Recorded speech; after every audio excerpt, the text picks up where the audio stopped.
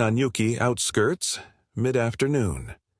A stray puppy lay collapsed in the middle of a cracked, sun-bleached road that wound between abandoned storage lots and tall, drying maize. His fur, once likely brown, was now coated in red dust and soot, clumped in places and thinning over his flanks. One hind leg stretched unnaturally to the side. His ribs rose just barely, the shallow rhythm almost invisible unless watched closely. A single fly circled the edge of his ear, then moved to the crusted line beneath one eye. He did not blink. A supply vehicle approached slowly, not because of traffic, but because the road itself had buckled in the heat. Daniel, a wildlife ranger on a rare town run for veterinary rations, steered carefully past a patch of shattered glass. When the vehicle rounded the bend, he braked. 30 meters ahead, something too still for a living animal lay along the center strip. At first he thought it was refuse, a torn piece of rubber, a curled rag, until the angle shifted and he saw the rise of a chest. Small. Breathing. He pulled over and stepped out without closing the door. The road radiated heat through the soles of his boots. A crow shifted on a power line above, but didn't cry out. The puppy remained still. Closer now, Daniel saw the pads of the paws, burned, darkened. The nose was dry and pale. A thin string of saliva had dried along the chin. The animal had collapsed mid-stride, head turned as if looking behind, but the eyes were unfocused. There was no movement of tail, no twitch of ear, only breath, shallow and hot. Daniel crouched and placed 2 fingers at the edge of the rib cage. The skin was warm, too warm. He gently pressed near the throat, searching for a pulse, and felt a faint, thready push. 1 beat, then a delay, another. The puppy was alive, barely, not injured, but dehydrated, overheated, possibly starved. He scanned the fields, the road edges, the culverts.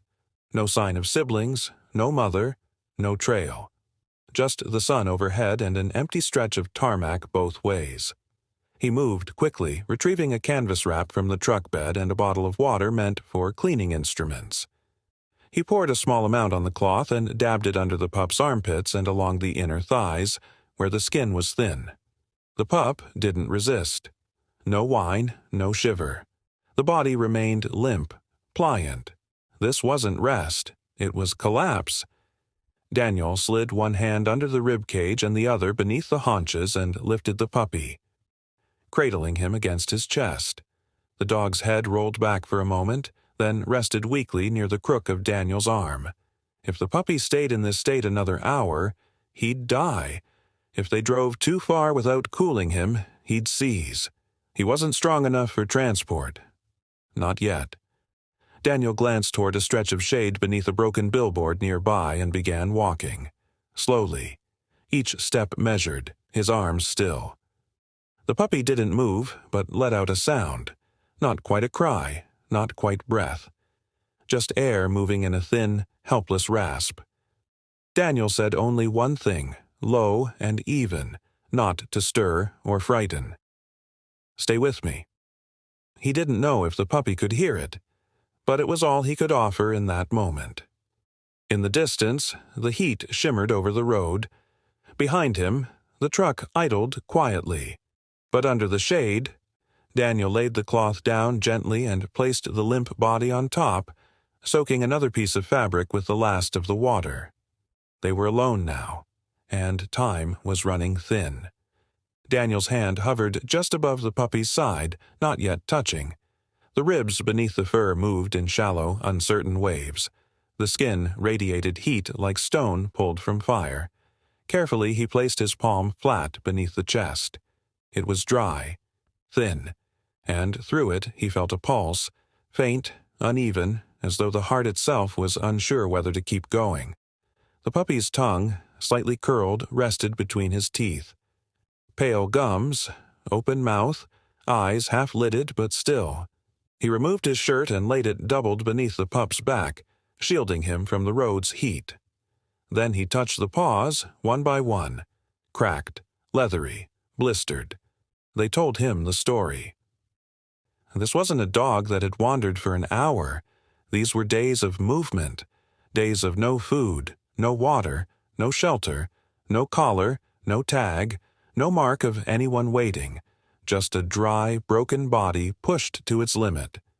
He returned to the truck, moving quickly, quietly. From the side compartment he pulled a small field kit.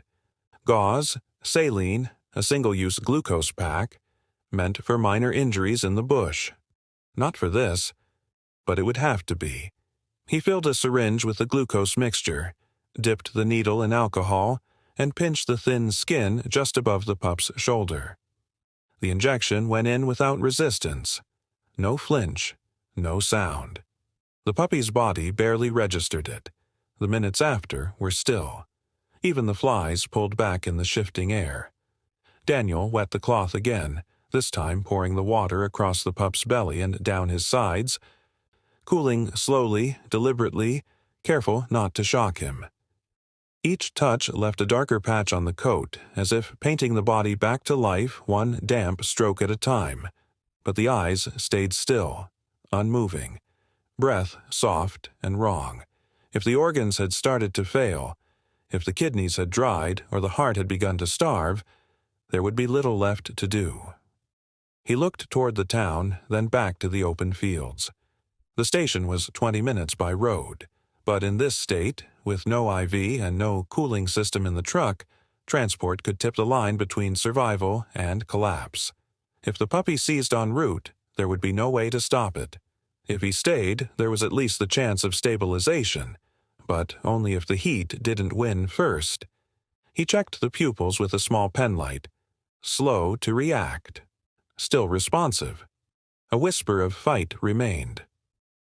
He lifted the pup's front limb gently. It fell back without strength, but not like stone. The body was weak, not dead, not yet. He made his decision in silence.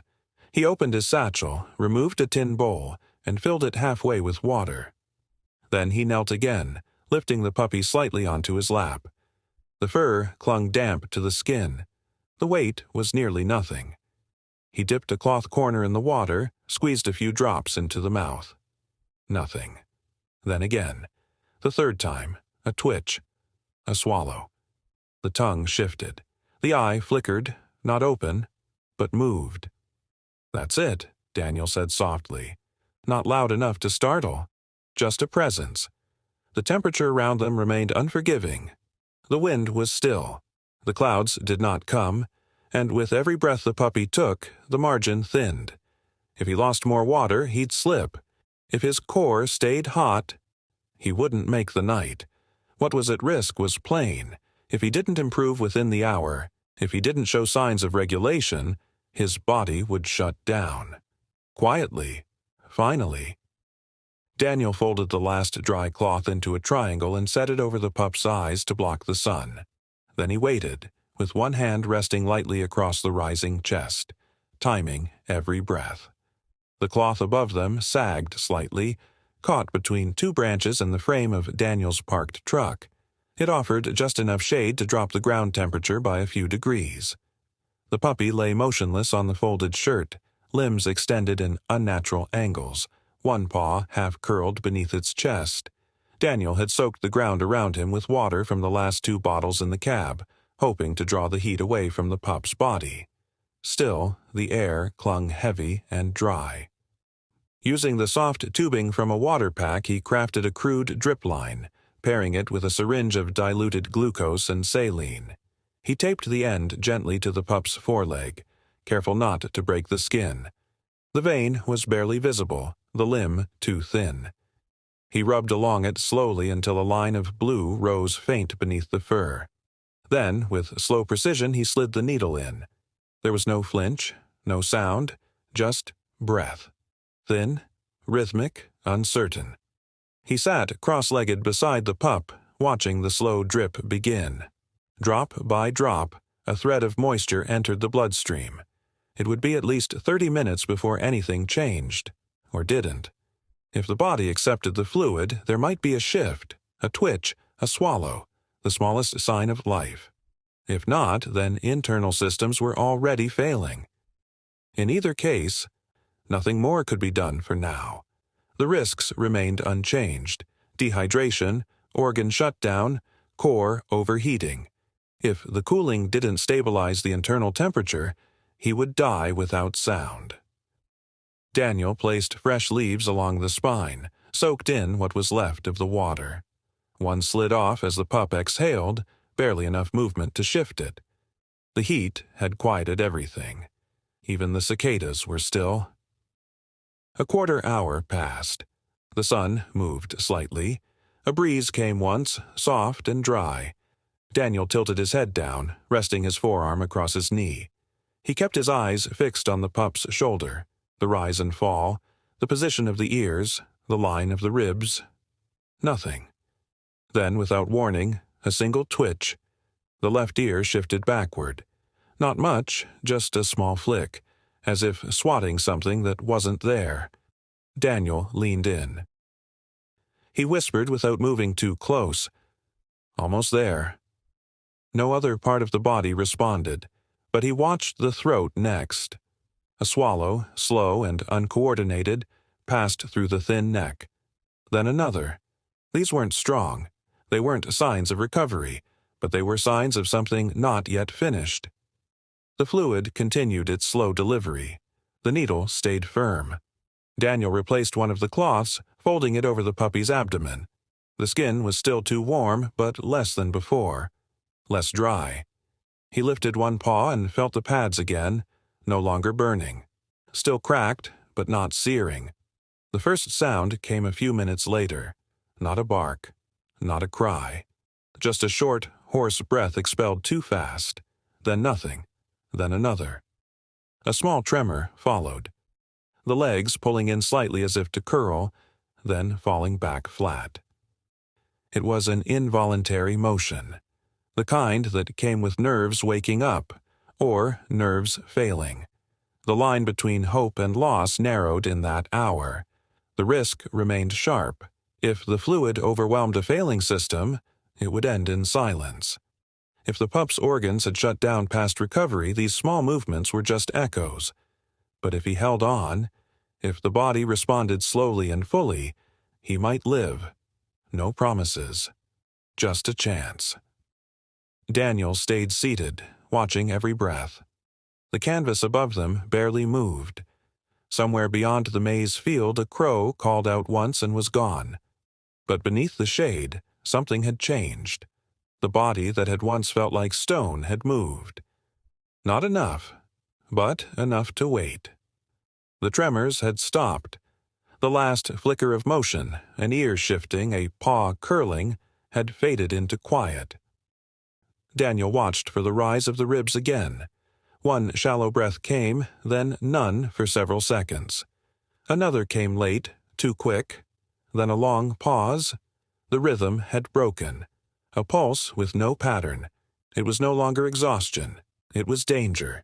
He adjusted the drip line slightly, checking for leaks, then repositioned the pup's head so the airway stayed open. The body beneath his hands was no longer burning, but it had cooled too fast. The stomach felt cold now, the limbs colder. He replaced the cloths with fresh ones warmed under his own shirt. Every motion was deliberate. Nothing frantic. Panic, even quiet panic, would make things worse. The goal now was only one: keep the body functioning long enough to stabilize. If it slowed too far, the brain would slip. If the breath didn't return to rhythm, he'd fall into coma. The pup's eye opened faintly. Just one, not wide. The lens clouded slightly, not from age but from dehydration. It moved once, toward the edge of the canvas, then back. Not tracking, just motion. The tongue shifted weakly in the mouth. A lick at nothing. Then again, stillness. Daniel placed his fingers near the lower ribs. No movement. 4 seconds. 5.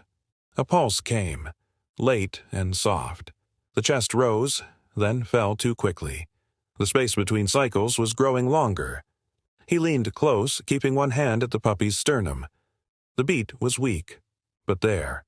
The breathing no longer followed it. Asynchronous. a system unraveling. If the oxygen dropped, the liver would stop next. If circulation didn't catch up, organs would begin to lose function. The line was razor-thin now. Minutes. Maybe less. He whispered something again. Only 2 words.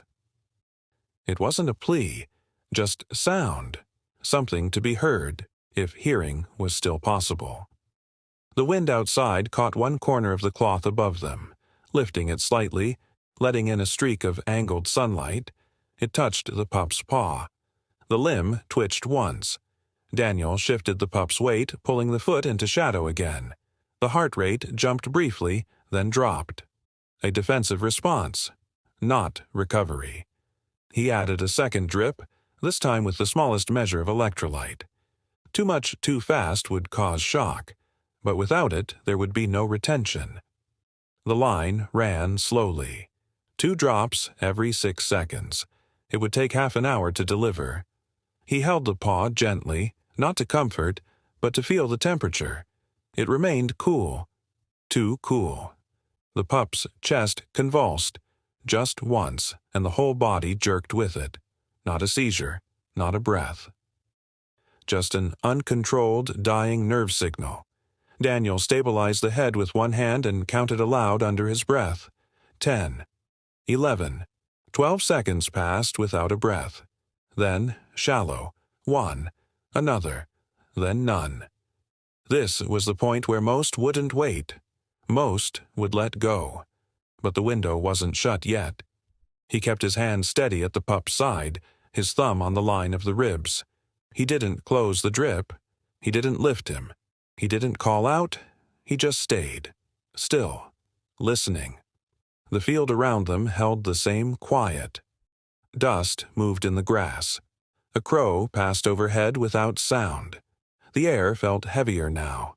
Everything slowed. Everything waited. The afternoon pulled its weight across the land in long shadows. Heat had begun to ease, not from mercy, but from time.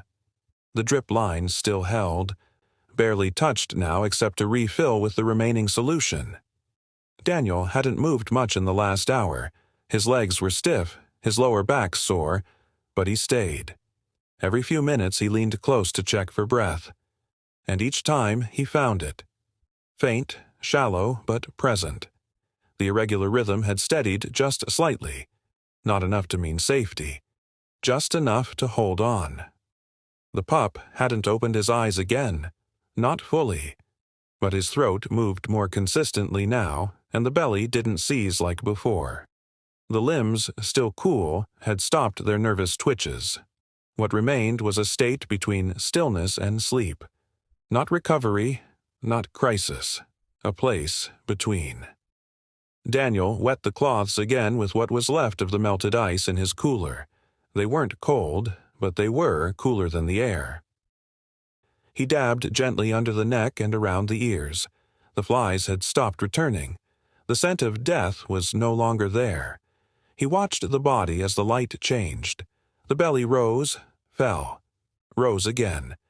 But it was the nose that moved next. A small shift, then another. Just a nudge. The tip dragged slowly across the edge of the cloth toward the shallow metal bowl. Not a leap, not instinct. Just the slow press of a head against the earth in one direction. Daniel sat forward, his hand hovering close but not touching. The pup's chin came to rest beside the bowl. Not drinking, not reaching, but near it. And that nearness mattered.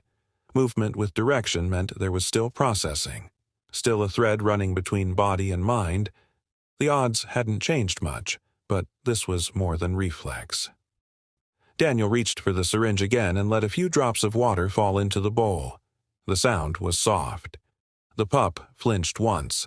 The ear rose, then lowered again. His mouth did not open, but the muscles around the jaw flexed, slow and searching. Daniel whispered, barely a sound. "You're not done." He didn't say it again. Words didn't matter now. Only time. Only breath. He gently slid the bowl closer. A few drops touched the pup's paw. The foot twitched. Then the nose dipped slightly.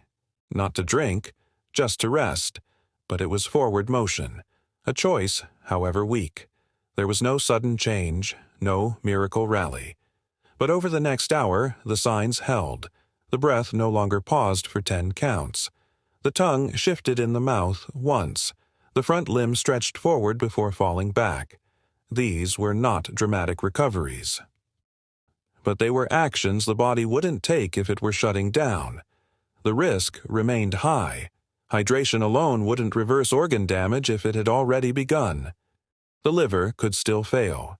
The heart could still stop. But every hour of sustained breath increased the chance that the core had survived. It was no longer about immediate collapse. It was now about the long slope back. Daniel unfolded a fresh cloth and laid it beneath the pup's hind legs, replacing the one that had dried stiff. As he did, the back leg lifted slightly, pressing once against his palm, then relaxing. Not strong, not conscious, but present. The sun had fallen low now, painting the edge of the field in long gold. The road behind them remained empty. In the grass nearby, crickets began to hum. Daniel stayed seated, one hand resting gently on the edge of the pup's side. Still breathing, still here. The bowl stayed full. The pup did not drink, but he had moved, he had reached, and the breath had not stopped. That was enough, for now. The canvas fluttered once above them in the evening wind, then stilled. The next morning arrived without sharp light, held in the soft hush of overcast skies. The heat had lessened overnight, replaced by a faint weightless breeze that passed through the brush and carried the smell of turned soil. The puppy had made it through. Not well, not strong, but present. His eyes opened in brief, glassy intervals. The breath still came shallow. But it came.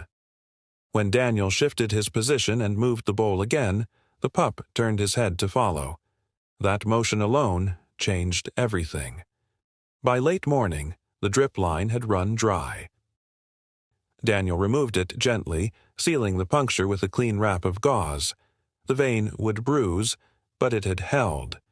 He checked the limbs. The front paws flexed slightly, the back legs still limp. But when he placed a hand under the rib cage and lifted, the pup responded. Weak resistance. Not pushback. Enough to try. Enough to test. He spoke only once, letting the name fall out slowly, without fanfare. Quito. The word settled into the air like a stone, placed gently in water. Swahili for precious. Not because the pup had earned it, not because of sentiment, but because survival, however uncertain, had made him so. Quito didn't react to the sound, not with movement, but his ears turned, one slightly cocked toward the source. A recognition of rhythm, not meaning. Daniel took it. The decision was simple now. There was nothing left to attempt here. Fluids had been given. The worst of the heat had passed. The next step required care and observation, neither of which could be guaranteed roadside. He retrieved a shallow crate from the rear of the truck and lined it with his own spare shirt, already damp and stained. He lifted Quito in both hands, pausing as the small body tensed slightly, then softened again. No panic, no protest, just exhaustion. The drive to the outpost was slow. Every bump was measured, every curve taken wide. Quito didn't make a sound. He lay curled against the shirt, breath faint but rhythmic, chest rising with a steadier tempo than before. The tongue no longer hung out. The paws stayed tucked beneath the chin, not sprawled. These were not recoveries, not yet, but they were signs of the nervous system holding. At the outpost, Daniel placed the crate in the back room near the cooler, where the air moved more gently through the mesh window. The building was quiet. No staff on shift until later. He wet another cloth and placed it across the back legs, watching for any flinch. None came. There was still risk. Days ahead would show whether internal systems had suffered beyond repair. The kidneys were the most vulnerable now. Signs would come through urine or lack of it. Infections could follow. Or weakness could tip him back into collapse. If so, even shelter might not be enough. But there was nothing else to be done for now. He had made it through the night. That was the measure. Quito shifted once in the crate. A slow, heavy motion. One front paw reached outward, stretching just slightly toward the corner. Then it dropped. The eyes closed again. No twitch, no distress, just sleep, unguarded, without fear. Daniel didn't stay long beside him. He stepped back, cleaned the bowl, folded the used gauze into a sealed bag, and left the room without a sound. Outside, the sky hung pale and even. Wind moved across the low grass behind the outpost. Nothing sharp, nothing sudden, just a long, slow sweep through the field. 10 days passed with no sudden changes. Quito's movements came in quiet increments. First a lift of the head, then a shift of weight across the front limbs, then the effort of standing, wobbly and brief. The outpost floor became his world. A folded towel marked his sleeping place, and each morning Daniel found it slightly moved, pushed, or turned, proof that the night had held motion. The appetite returned slowly. First, spoon-fed, water-soaked kibble, then soft food, chewed with a crooked jaw. There were no barks, no tail wags, only the quiet persistence of staying upright longer each time. By the 6th morning, Quito had taken 4 steps without falling. Daniel didn't guide him. He only watched from the side of the room, letting the dog choose each direction. Quito would walk to the doorframe, pause, turn, and walk back. Sometimes his hind legs shook. Once he collapsed completely. But each time he tried again. There was no speed, no strength, but there was movement. On the 10th day, Daniel packed his rations into the canvas bag and rolled the bike out from the back wall. The tires needed air, but it would hold. The trip to town wasn't urgent, just a supply restock and a check-in. He didn't call to Quito, didn't gesture. But as the gate creaked open, a soft shuffle followed behind. The pup stood in the doorway, eyes level, body angled to lean on his front legs. The back legs stayed unsure. Still, he stepped out. Daniel mounted the bike slowly, gave a soft nudge to the pedal, and rolled forward. The road from the outpost was dry, lined with patchy grass and old wheel ruts. Behind him, at first, there was only the sound of the chain. Then, faint, padded steps, uneven, dragging slightly. But they followed. Quito didn't move fast. His gait was low, belly just above the ground, head bobbing with each limp, but he followed with direction. Each time the bike pulled further ahead, he paused. Then, after a breath, he trotted forward again, not fast enough to catch up, just enough not to fall behind. The walk to the main road took 20 minutes. The sun had lifted behind scattered clouds, casting the path in a soft, warm hue. A few goats grazed near the fence line. A boy herded them with a stick, then stopped as the pair passed. He recognized the pup. So did an older woman seated beside her produce stall near the corner. No words, just quiet watching. Not long ago, Quito had collapsed not far from this very road, and now, 10 days later, he ran. Not with speed, but with purpose. His legs shook with effort. His tongue hung out, not from play, but from strain. Yet he kept moving, one paw forward, then another. When he tripped, he righted himself. When he paused, he didn't lie down. He only blinked, watched, and walked again. Daniel slowed his pace, coasting as the bike rolled ahead without force. He glanced over his shoulder once and saw the dog's frame trailing behind, low to the ground, every muscle doing just enough. The distance between them stayed the same. Neither closed it, neither widened it. It was a quiet kind of rhythm. No one cheered, no one clapped, but those who saw remembered. The pup, who had once lain in the heat, unmoving, skin cracked and lifeless, now chased the road. Not as a dog reborn, not yet, but as a body returned to motion. A will returned to the surface. The wind picked up as they neared the bend. It rustled the grass and bent the light reeds by the ditch. Quito slowed there, paused, then moved forward again. No hesitation, just breath, grit, and the steady thump of feet against earth. The weeks that followed moved without ceremony. No sudden strength returned, no burst of energy marked the end of healing. Instead, Quito's recovery unfolded in steady rhythm, measured, earned.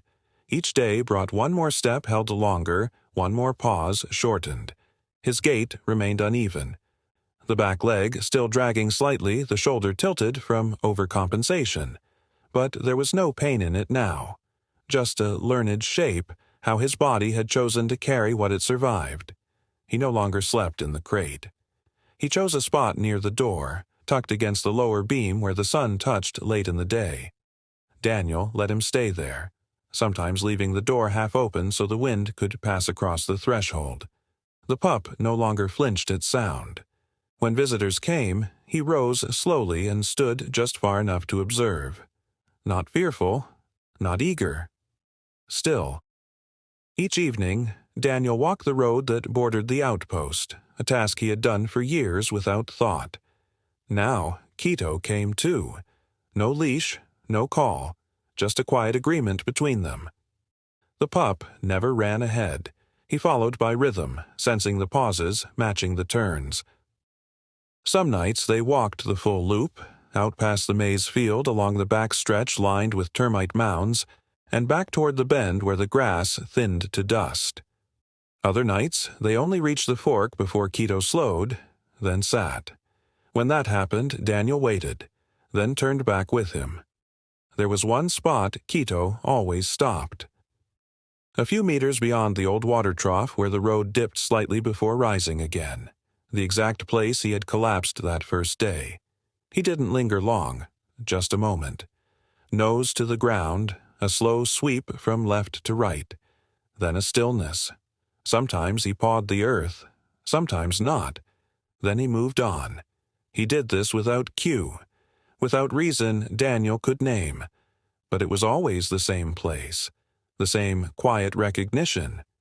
By the fourth week, the villagers knew him. The boy who herded goats sometimes whistled softly when he saw the pair. The woman by the produce stall had left out a bowl once. Quito sniffed it, then walked on. He did not beg. He did not linger. But he was seen. The body he moved in now was marked. A patch of fur on his side remained thin, scar from the drip line long faded but visible in sunlight. His left paw turned slightly outward when he walked, but his frame had filled. The ribs no longer pressed through skin. His breath came steady after distance. When he sat, he did not collapse. When he slept, he did not twitch. The road that had nearly taken him became the one he walked daily. Not out of memory. Dogs did not carry memory the way people do, but out of movement, pattern, instinct, and in that rhythm something held. The same earth, the same sun, the same space that had once burned him hollow now carried the press of his steps. Daniel said little on these walks. There was no need. The companionship required no naming. That final evening, the sky turned to soft orange over the last stretch of path.